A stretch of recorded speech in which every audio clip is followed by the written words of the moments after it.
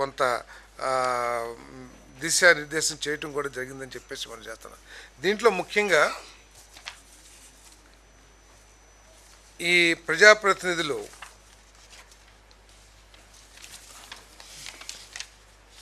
కాన్వాయ్లు, అదేవిధంగా ఎక్కువ వాహనాల్లో ప్రయాణించటం, అదేవిధంగా విదేశీ పర్యటనల్ని వీటన్నిటిలో కూడా తగ్గించుకోవాలని చెప్పేసి ముఖ్యమంత్రి గారు సూచించడం జరిగిందని చెప్పేసి మనం చేస్తాను. నేను అదేవిధంగా ఎమ్మెల్యేలు, మంత్రులు కూడా సాధ్యమైనంత వరకు పబ్లిక్ ట్రాన్స్పోర్ట్ సిస్టమ్ కూడా యూజ్ చేస్తే బాగుంటుంది.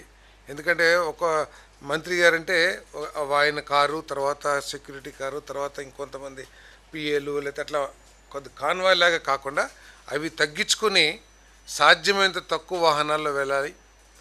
అంతేకాకుండా అవకాశం వస్తే ఆ వాహనాలు పక్కన పెట్టి సైకిల్స్ కానివ్వండి, లేకపోతే పాదయాత్ర చేయటం కానివ్వండి చేయాలని చెప్పేసి కూడా. అంటే పాదయాత్ర అంటే ఇప్పుడు సపోజ్ ఒక టౌన్లో ఉన్నాము, ఒకళ్ళ ఇంటికాడ నుంచి ఇంకొకరి ఇంటికి వెళ్ళాలి, లేకపోతే ఒక బజార్ నుంచి ఇంకో బజార్కి వెళ్ళాలి.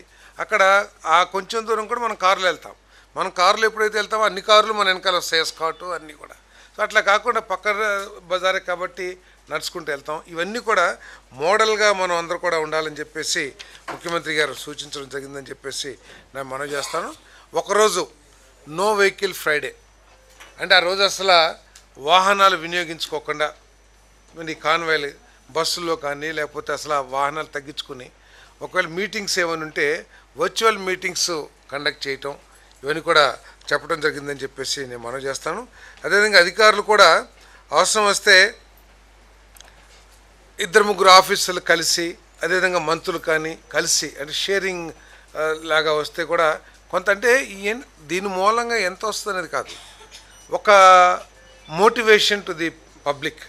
అంటే దేశం క్రైసిస్లో ఉన్నప్పుడు మనందరం కూడా నిలబడాలి అనే స్ఫూర్తితో ఇవన్నీ కూడా డిస్కస్ చేయడం జరిగిందని చెప్పేసి నేను మనవి చేస్తాను. అదేవిధంగా వీక్లీ గవర్నమెంట్ డిపార్ట్మెంట్స్లో ప్రతి వారం కూడా ఎంత డీజిల్ వాడుతున్నామో, ఎంత ఖర్చు అవుతుంది, ఎన్ని కిలోమీటర్లు తిరిగే, దాని మీద కొంచెం మానిటర్ పెట్టమని చెప్పి, ఇంతకుముందు లేనిది కొంచెం చెక్స్ పెట్టమని చెప్పేసి చెప్పడం జరిగింది.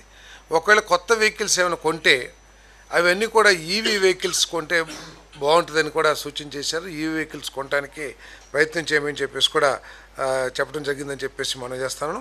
మరి ఇది ఐఎన్పిఆర్ శాఖ ద్వారా ఈ ఏదైతే చర్యలు ఉన్నాయో పబ్లిక్ని మోటివేట్ చేసే విధంగా సోషల్ మీడియా ద్వారా, లేకపోతే పత్రికా ప్రకటనల ద్వారా, టీవీ ప్రచారం ద్వారా వీటన్నిటిని కూడా ప్రజలకి చేరవేయమని చెప్పేసి కూడా చెప్పడం జరిగిందని చెప్పేసి నేను మనవి చేస్తాను.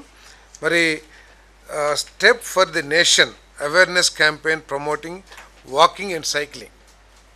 నా చెప్పేది కొంతమంది ముఖ్యమంత్రి గారు అవసరం వస్తే అందరం సైకిల్ మీద కూడా వద్దాం సెక్రటరియట్కి అంటే ఒక మోటివేషనల్గా వారు చెప్పడం జరిగిందని చెప్పేసి నేను మనవి చేస్తాను. మరి ఈవీ స్టేషన్స్ని ఎస్టాబ్లిష్ చేస్తానికి ఆ సంస్థలతో, ఎందుకంటే ఎప్పుడూ సంవత్సరంలో చేస్తాం, 2 సంవత్సరాలు చేస్తామంటే కాదు, ఇప్పుడు క్రైసిస్ ఇప్పుడు వచ్చే పరిస్థితులు ఉన్నాయి కాబట్టి ఈరోజు క్రైసిస్ వచ్చినా కూడా మనకి ఎటువంటి ఇబ్బంది లేకుండా పరిస్థితులు మనం క్రియేట్ చేసుకోవాలి. కాబట్టి ఈవీ స్టేషన్స్ ఎవరైనా ఇమీడియట్గా పెట్టేవాళ్ళు ఉంటే వాళ్ళకి ఇన్సెంటివ్స్ ఇచ్చైనా సరే వాళ్ళతో మాట్లాడమని చెప్పేసి కూడా చెప్పడం జరిగిందని చెప్పేసి నేను మనవి చేస్తాను. మరి ట్రాఫిక్ సిస్టమ్ దగ్గర కూడా, ట్రాఫిక్ సిస్టమ్ రాష్ట్ర వ్యాప్తంగా ట్రాఫిక్ సిస్టమ్ అంటే ఈ సిగ్నల్ లైట్స్ ఉంటాయి కదా, అక్కడ ట్రాఫిక్ జామ్స్, లేకపోతే అక్కడ ఎక్కువగా ఐడ్లింగ్ ఇంజన్స్ అవన్నీ లేకోకుండా అక్కడ fast movement of the vehicles కూడా పోలీస్ డిపార్ట్మెంట్ కూడా తగు చర్యలు తీసుకోవాలని చెప్పేసి కూడా ముఖ్యమంత్రి గారు సూచించడం జరిగింది. అదేవిధంగా ఆర్టీసీ డిపార్ట్మెంట్ కూడా, ఆర్టీసీ వారిని కూడా మరి ఏ విధంగా వారు ఖర్చు తగ్గించుకోగలరు, ఫ్యూల్గా ఖర్చు తగ్గించుకోగలరు,